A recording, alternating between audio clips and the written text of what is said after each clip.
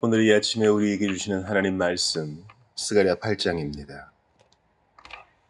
만군의 여호와의 말씀이 임하여 이르시되 만군의 여호와가 이같이 말하노라. 내가 시온을 위하여 크게 질투하며 그를 위하여 크게 분노함으로 질투하노라. 여호와가 이같이 말하노라. 내가 시온에 돌아와 예루살렘 가운데에 거하리니 예루살렘은 진리의 성읍이라 일컫겠고 만군의 여호와의 사는 성산이라 일컫게 되리라. 만군의 여호와가 이같이 말하노라. 예루살렘 길거리에 늙은 남자들과 늙은 여자들이 다시 앉을 것이라.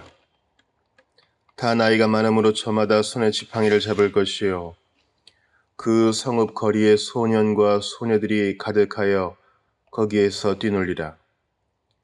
만군의 여호와가 이같이 말하노라. 이 일이 그날에 남은 백성의 눈에는 기이하려니와 내 눈에야 어찌 기이하겠느냐. 만군의 여호와의 말이니라. 만군의 여호와가 이같이 말하노라. 보라, 내가 내 백성을 해가 뜨는 땅과 해가 지는 땅에서부터 구원하여 내고 인도하여다가 예루살렘 가운데에 거주하게 하리니 그들은 내 백성이 되고 나는 진리와 공의로 그들의 하나님이 되리라. 만군의 여호와가 이같이 말하노라. 만군의 여호와의 집 곧 성전을 건축하려고 그 지대를 쌓던 날에 있었던 선지자들의 입의 말을 이날에 듣는 너희는 손을 견고히 할지어다. 이날 전에는 사람도 삭슬 얻지 못하였고 짐승도 삭슬 받지 못하였으며 사람이 원수로 말미암아 평안히 출입하지 못하였으나 내가 모든 사람을 서로 풀어주게 하였느니라. 만군의 여호와의 말씀이니라. 이제는 내가 이 남은 백성을 대하기를 옛날과 같이 아니할 것인즉 곧 평강의 씨앗을 얻을 것이라. 포도나무가 열매를 맺으며 땅이 산물을 내며 하늘은 이슬을 내리리니 내가 이 남은 백성으로 이 모든 것을 누리게 하리라. 유다 족속아, 이스라엘 족속아, 너희가 이방인 가운데에서 저주가 되었었으나 이제는 내가 너희를 구원하여 너희가 복이 되게 하리니 두려워하지 말지니라. 손을 견고히 할지니라. 만군의 여호와가 이같이 말하노라. 너희 조상들이 나를 경노하게 하였을 때에 내가 그들에게 재앙을 내리기로 뜻하고 뉘우치지 아니하였으나 이제 내가 다시 예루살렘과 유다 족속에게 은혜를 베풀기로 뜻하였나니 너희는 두려워하지 말지니라. 너희가 행할 일은 이러하니라. 너희는 이웃과 더불어 진리를 말하며 너희 성문에서 진실하고 화평한 재판을 베풀고 마음에 서로 해하기를 도모하지 말며 거짓 맹세를 좋아하지 말라. 이 모든 일은 내가 미워하는 것이니라. 여호와의 말이니라. 만군의 여호와의 말씀이 내게 임하여 이르시되 만군의 여호와가 이같이 말하노라.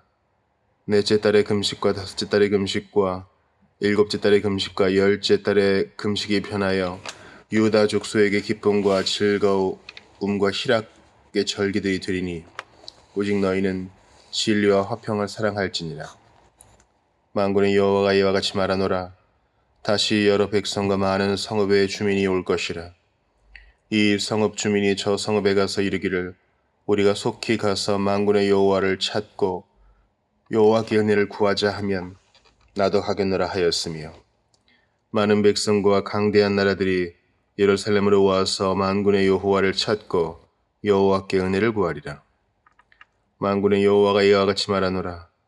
그날에는 말이 다른 이방 백성 10명이 유다 사람 하나의 옷자락을 잡을 것이라. 곧 잡고 말하기를 하나님이 너희와 함께 하심을 들었나니 우리가 너희와 함께 가려 하노라 하리라 하시니라. 아멘. 하나님의 말씀입니다. 하나님께 감사합니다.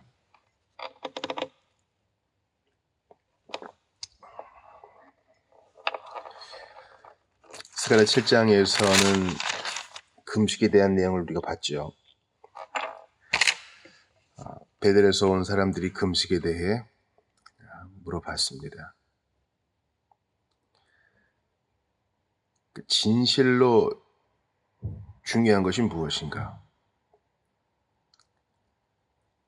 7장 8절부터는 이야기합니다. 그들이 청종하지 않았다. 여호와께 등을 돌렸다. 여기서 등을 돌렸다는 것은 이제 황소가 멍에를 거부하는 거예요. 귀를 막았다. 금강석같이 마음을 굳게 했다.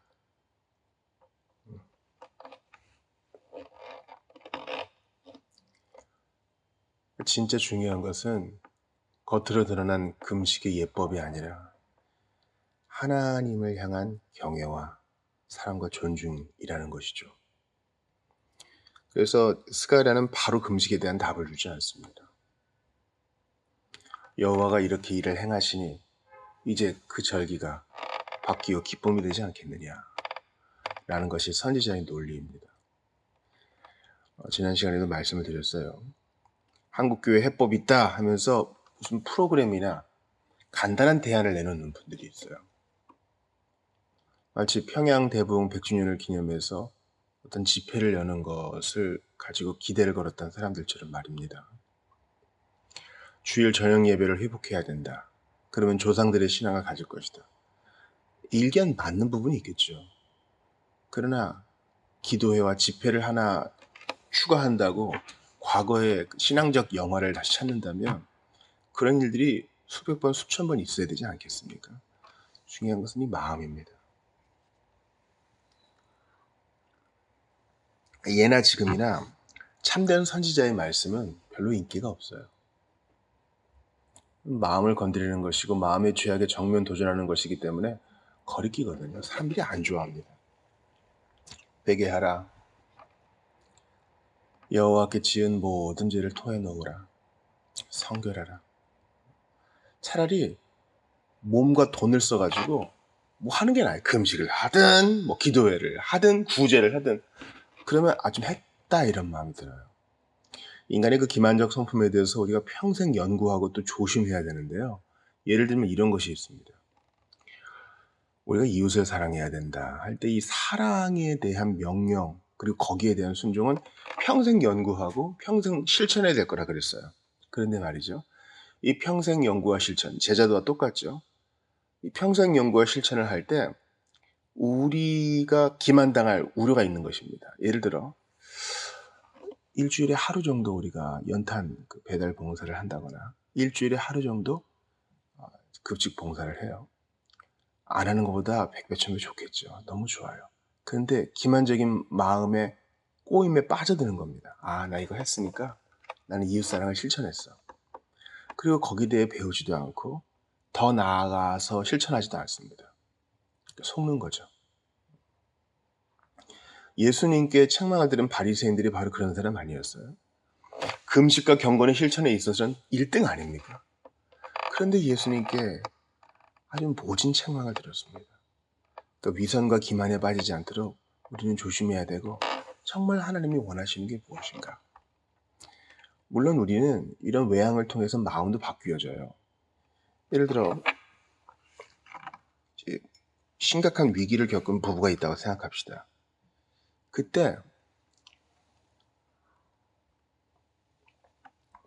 그 조정 프로그램을 통해서 한 가지 이제 치료법을 해결법을 제안받습니다.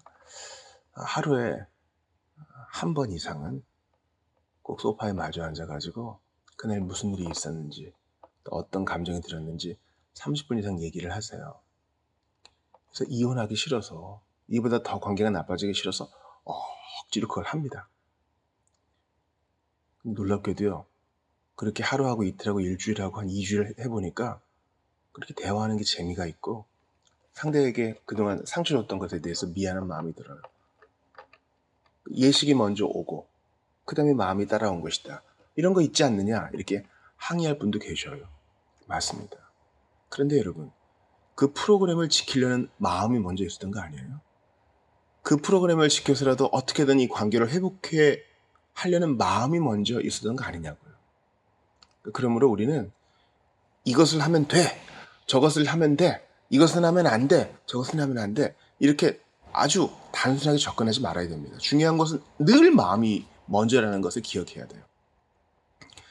제가 이런 예를 많이 드는 이유는 이런 부분에 있어서 혼동하는 신자들이 너무 많기 때문입니다. 어떤 신자는 대놓고 저에게 물어봅니다.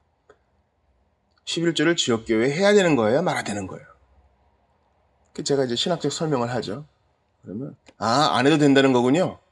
아니, 좀 더 들어보세요. 지금 마음의 문제를 다루는데 빨리 긴지 아닌지만 알고 싶은 거예요. 우리가 이렇게 어리석습니다.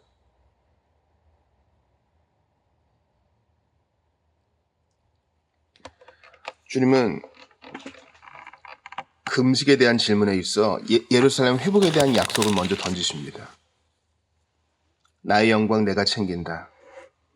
그래서 그때는 예루살렘이 진리의 성읍되고 여호와의 산이 성산이 될 것이다. 내가 직접 회복할 거야. 지금은 성전도 제대로 다 완공하지 못하고 성벽도 없고 지지부진한 상태고 또 큰 나라의 식민지고 그렇지만 내가 할 거야. 너희가 하는 일이 작고 부족해 보여도 내가 한다. 주님 말씀하세요. 소년, 소녀들, 늙은 남자와 늙은 여자들이 다 그 성읍에 가득할 것이다. 여호와의 눈에는 이런 거 기이한 건 아니다. 내가 하는 일인데 내가 놀라겠느냐. 그리고 7절 보세요. 내 백성을 해가 뜨는 땅과 해가 지는 땅에서부터 구원하여 내고 인도하여다가 예루살렘 가운데에 거주하게 하리니 그들은 내 백성 되고 나는 진리와 공의로 그들이 하나님이 되리라. 기가 막힌 표현이죠. 내 백성 하나도 남김없이 내가 다 모아올 거야. 새 언약과 같아요. 에스겔과 예레미야의 바로 그 새 언약이에요. 내 백성 내가 알고 내가 구원한다. 하나님의 주권을 다 드러냈어요.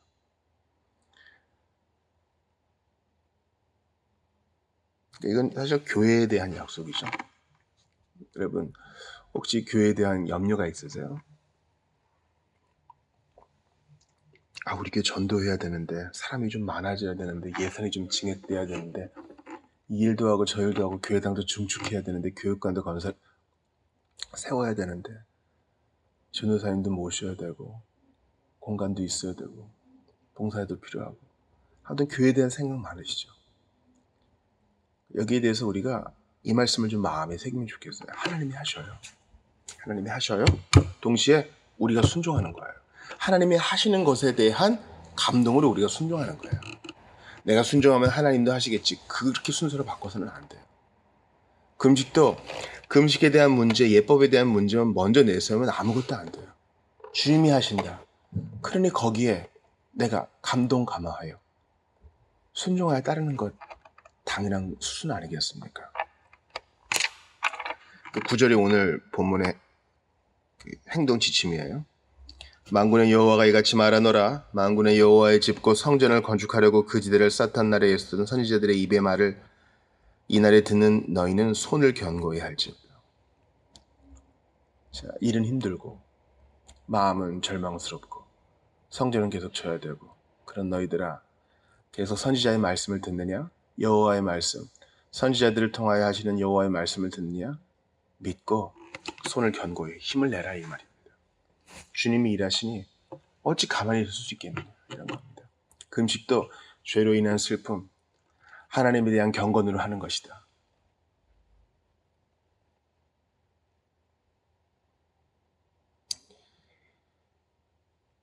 그래서 11, 12절에 보니까 이 남은 백성을 대하기를 옛날과 같지 아니하고 또 새 언약이에요. 이 모든 것을 누리게 하리라. 두려워하지 말아라. 또 손을 견고히 할지니라. 안 보이는 곳에서 분명히 주님이 일하시니 손을 견고히 하던 일 계속 부지런히 하라. 충성스럽게 하라 이것입니다. 사랑하는 여러분, 그러니까 우리가요 믿음의 눈을 들어서 보이지 않는 곳에서 주님이 일하시고 비록 내가 느낄 수 없다 할지라도 주님 왕성히 일하신다는 사실을 믿는 것이 얼마나 중요한지 아시겠죠? 뭐야 아무 일도 안 일어나잖아요. 항변하시는 분이 있어요. 그거 보세요. 10년이 지나고 20년이 지났는데 그 꼴 그대로잖아요. 사람도 안 변하잖아요. 성화가 됐다 그러는데 여전히 엉망이잖아요.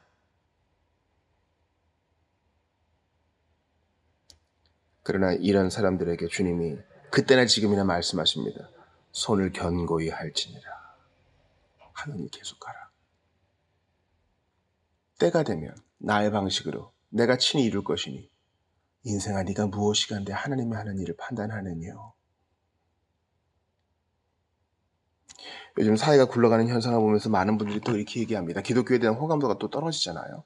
기독교에 대한 호감도가 언제는 좋았나요?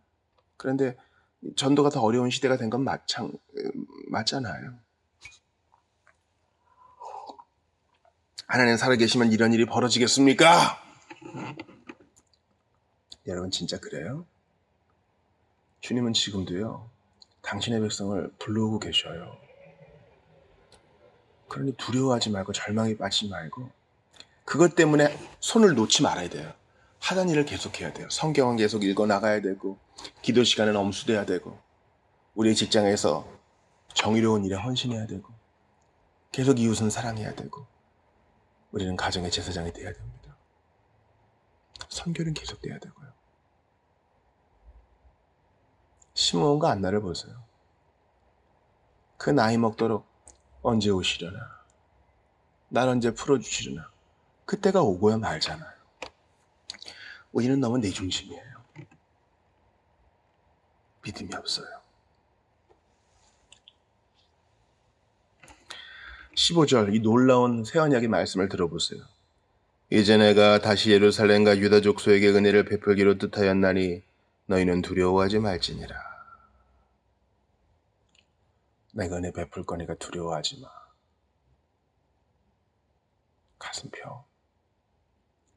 그리고 거기에 대한 마땅한 응답이 나와요. 16, 17절이에요. 너희가 행할 일은 이제 이거야. 내가 이제 이렇게 은혜를 베풀고 회복시킬 것이니 너희가 해야 될 일은 여기에 대한 반응으로 해야 될 일은 아주 간단해. 이웃과 더불어 진리를 말하고 너희 성문에서 진실하고 화평한 재판을 하고 마음에 서로 해하기를 도모하지 말고 거짓 맹세를 좋아하지 말아라. 이거 내가 미워한다. 시침이 명확하죠. 은혜 받았으니 바른 실천으로 바른 윤리로 바른 적용으로 화답하라. 그리고 나서 금식에 대해서 말씀하세요. 이제야 금식 말씀하세요. 19절 보니까 이 금식이 기쁨과 즐거움과 희락의 절기들이 될 것이니까 이제 여호와를 기뻐해라. 주님이 4월, 5월, 7월과 10월의 금식을 말씀하세요. 이건 다 BC 586년 예루살렘 멸망과 관련이 있죠. 10월에 느부갓네살이 예루살렘 공격을 하죠. 10월 금식의 시작입니다. 4월에 갈대아인이 성읍을 침략하죠. 4월 금식의 시작이에요. 5월에 느부사라단이 성전을 불태웁니다.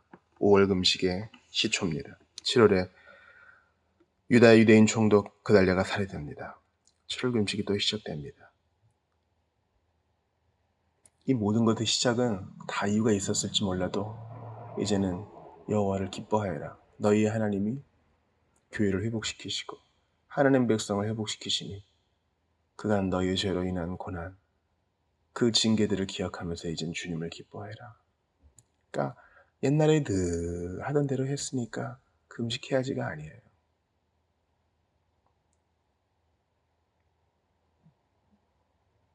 그러니까 여러분 우리가 이런 신앙적인 why, 신앙적 질문이 얼마나 중요한지 마음에 한번 새겨봐요. 아니, 목사님 그러면 사람들 교회 안 와요? 그럴 수 있는데요.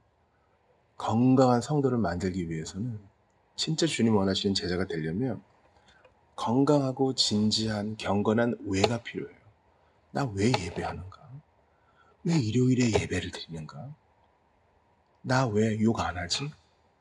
나 왜 술, 담배 안 하는 거지? 여기에 대해서 하던 대로 하는 것을 멈추고 왜 하는지 생각해 봐야 돼요. 그렇지. 하나님이 내게 경건을 사랑하는 마음을 주셨지. 주께서 내 안에 거룩을 일으켜 주셔서 거룩하게 살지 않으면 불편한 마음을 창조하셨지. 아, 그래서 그런 거였지. 알았다. 이런 거예요. 사랑하는 성도 여러분, 우리가 무엇을 하든지 간에 절대로 늘 해왔기 때문에 그냥 한다 이런 마음 가지시면 안 돼요. 주일에 아침에 이제 막 올 때 자녀들을 준비시키시면서 늦장 부리는 사람들 때문에 오면서 막 화를 내는 분들이 있어요. 그럼 이제 그 차 안의 분위기가 아주 냉랭해지죠. 그러기 전에 마음에 생각해 봐야 돼요. 내가 왜 이렇게 화를 내는 거지? 혹시 누구누구한테 또 한 소리 듣기 싫어서? 내가 정말 주의를 기뻐하고 하나님을 기뻐하는가? 이 짜증내는 게 내가 교회 안에서 사회생활을 잘하려고 그런 건가? 이런 질문과 돌아봄이 있어야 돼요. 지금은 좀 삐걱대도 예배하는 게 어디예요? 손을 견고히 할지어다. 하던 일 계속해야 돼요. 성경 읽기 좀 밀리면 어때요? 예수님은 성경 일독한 사람만 천국에 온다 하지 않으셨어요. 주님에 대한 열망을 가지고 하루에 한 장이라도 보는 게 중요하죠. 하던 일을 계속할지어다. 손을 견고히 할지어다. 전도의 열매가 당장 눈앞에 없으면 어때요? 주님이 데리고 오시는데 기도하고 또 시도하는 거죠. 그 놀라운 말씀을 주님이 하세요. 이 성읍 주민이 저 성읍에 가서 이르기를 우리가 속히 가서 만군의 여호와를 찾고 여호와께 은혜를 구하자 하면 나도 가겠노라 하였으며, 이제 왕성한 부흥이 일어나서 교회로 사람들이 몰려들고 하나님께 마음을 돌린 사람들이 자꾸 늘어나요. 그리고 서로 격려하고 같이 가자 하는 거예요. 여러분 보통 이렇지 않아요? 친구 따라 강남 간다고 우리가 어려운 예배당 문턱을 넘을 때에도 누군가 인도해서 간 거죠. 근데 자원해서 이런 사람들이 생긴다는 거예요. 주님이 일하시니. 그러니까 금식을 바꾸어 기뻐할 것이 아니겠느냐. 바로 이 말씀이에요. 22절 23절도 보세요. 놀라운 매력 전도예요. 많은 백성과 강대한 나라들이 예루살렘으로 와서 만군의 여호와를 찾고 여호와께 은혜를 구하리라. 그러니까 이 말은 선교를 하지 말란 뜻이 아니에요. 사실 선교의 최전방에 주님이 계세요. 사람의 마음을 바꾸시니까 선교사들은 그냥 거두어 드리는 겁니다. 전했는데 믿어서 놀라워 내가 잘해서 그래 이렇게 할 거 없어요. 주님이 이미 그 마음을 만지신 거예요. 23절 보세요. 만군의 여호와가 이같이 말하노라. 그날에는 말이 다른 이방 백성 10명이 유다 사람 하나의 옷자락을 잡을 것이라 곧 잡고 말하기를 하나님이 너희와 함께 하심을 들었나니 우리가 너희와 함께 가려 하노라. 이건 사도행전에서 성령 강림 때 일어난 일이죠. 우리가 어찌할꼬 형제들아. 그래서 믿고 세례를 받습니다. 근본적으로 베드로가 설교를 잘해서 믿은 거 아니고 주님이 지금 스가랴 8장의 은혜를 그들에게 주신 거잖아요. 그러니까 거두어드리고 세례주고 주님께 영광을 돌리고, 내가 공을 세우나 은혜 받지 못하네. 쉼없이 힘쓰고 눈물 근심 많으나 생명샘에 나가니 마음을 씻어주소서. 주께서 먼저 하셨기에 우리는 거기에 반응하는 것입니다. 사랑하는 여러분, 오늘 살아가면서 주님께서 경건한 충동을 많이 주실 거예요. 그 경건한 충동에 반응하십시오. 기도로 반응하든 지체를 찾아가는 것으로 반응하든 눈물을 흘리는 것으로 반응하든 성경 읽기나 기도로 반응하든 전도로 반응하든 여러분 성령님의 음성에 반응하세요. 주께서 마음을 움직여 주신 것에 대해 감사하면서 뒤로 물러나지 말고 낙심하지도 말고 손을 견고히 하세요. 2025년 시작한 지 벌써 20일이 훌쩍 지났습니다. 마음에 작정한 거 잘하고 계십니까? 손을 견고히 하세요. 마음의 절망이 성전 재건 공사를 막으면 안 돼요. 해야 될 일은 해야 되는 겁니다. 오늘 제가 하나님께 주시는 마음이 있어야만 뭔가를 한다 그래서 하던 거 다 멈추지 마세요.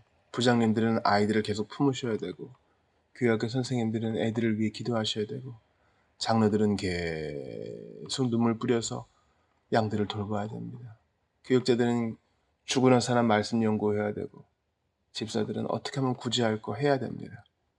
손을 견고히 하면서 이 절망 어린 마음을 예수님께 내어드리세요. 주님 일하신다 그랬으니 저희 마음 만져주십시오. 나는 피곤하고 곰핍하오니 나를 위로하여 주십시오. 나의 금식과 예배와 모든 봉사의 이유가 되신 주여, 나를 위해 굶주리셨고 나를 위해 죽으셨고 지금도 나를 위해 일하시니 저희 마음에 강화 감동 주시옵소서. 내가 하는 모든 일이 의미가 되신 주여 내 마음 만져주시옵소서. 그렇게 기도하며 나아가는 여러분 되시기를 주의 이름으로 축원합니다.